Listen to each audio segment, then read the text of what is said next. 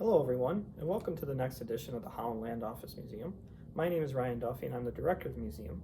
And this week we're going to talk about something that we touched base in one of our very earliest videos, but we're going to get a little bit more specific today, and that is the hanging of Levi Mayhew, who was one of the 7 people to be hanged for their crimes in Genesee County's history.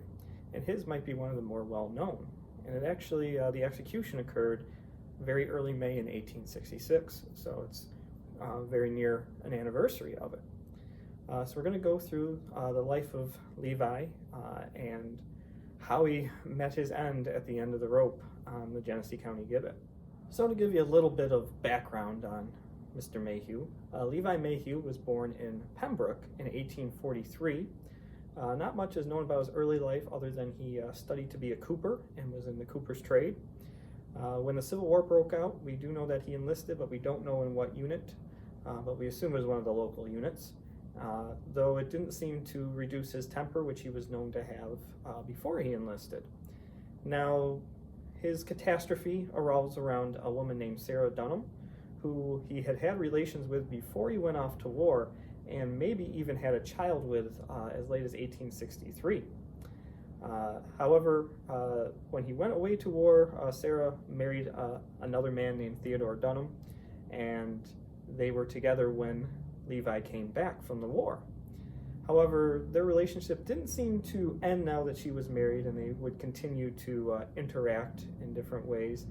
And apparently, a conspiracy was hatched between Sarah and Levi to make Theodore go away from the picture so they could be together again.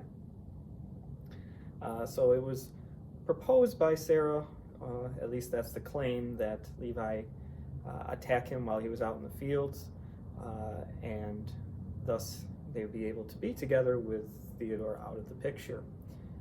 So we're from the reports, Levi took a rock and smashed Theodore over the head repeatedly until he was dead.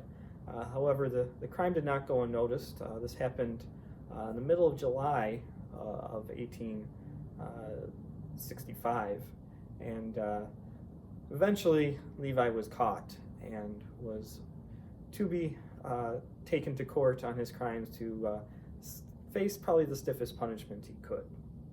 So we're going to go into a little bit about the trial and eventually the execution. So the trial actually began in March of 1866, and it was presided over by Justice Grover, and Mr. Mayhew was represented by the Honorable Seth Wakeman and W.C. Watson Jr., and District Attorney C. Fitch Bissell represented the people and would prosecute Mr. Mayhew. Over the trial, which took several weeks, the evidence was brought mostly by the prosecution against Mr. Mayhew, and that was completed rather quickly, and the defense introduced no new evidence after the prosecution's turn. And the jury, which only lasted a few minutes, came back with a verdict of guilty, and Mayhew was sentenced to be hanged between the hours of 12 and 2 o'clock on Friday, May 5th, so just a couple days after the trial completed.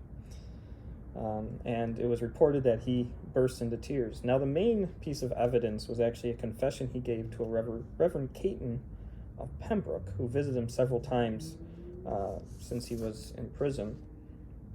He said for a long time Sarah had urged him to poison her husband, but upon repeatedly refused to do so, she accused him of being a coward and said that she would poison himself if he didn't do it. And this he could not bear, so he urged her to run away, but eventually he consented to killing Mr. Durham. On the Friday before the murder, Sarah sent him a letter directing him to find Durham, who was off at work.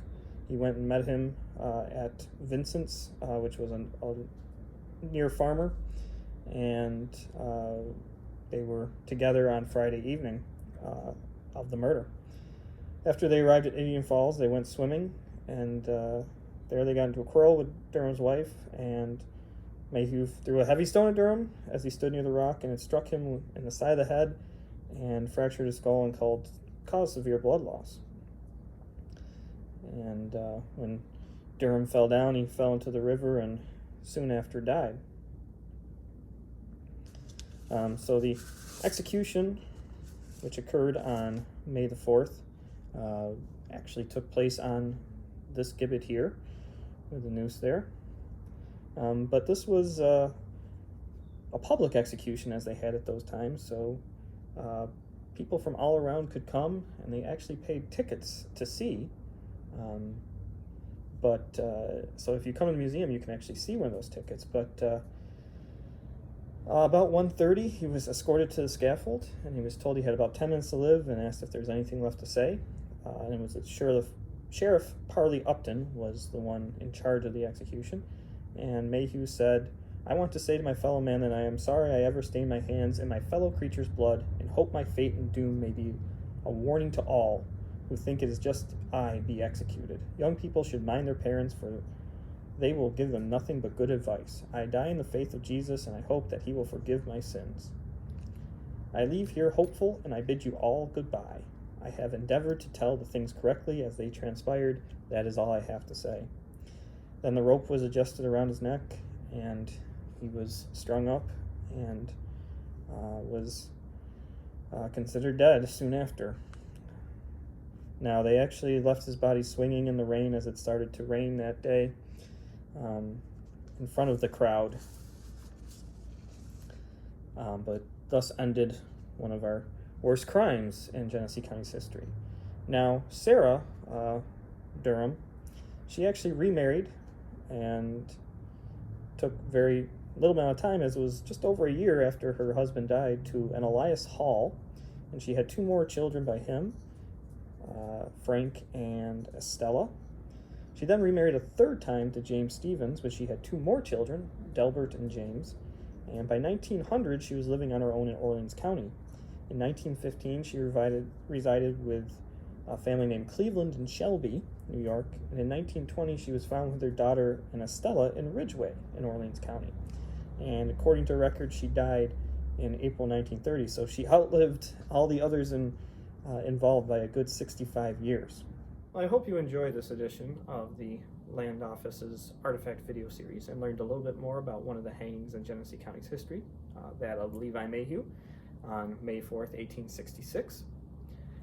If you've enjoyed any of our videos, be sure to check them out on our YouTube channel, Holland Land Office Museum, and give anything a like, or maybe subscribe to the channel, as it helps us out a little bit. But as always, the best way to come and learn more about anything we talk about in these videos is to stop by and see us in person at the museum, and we'll be happy to share even more information with you.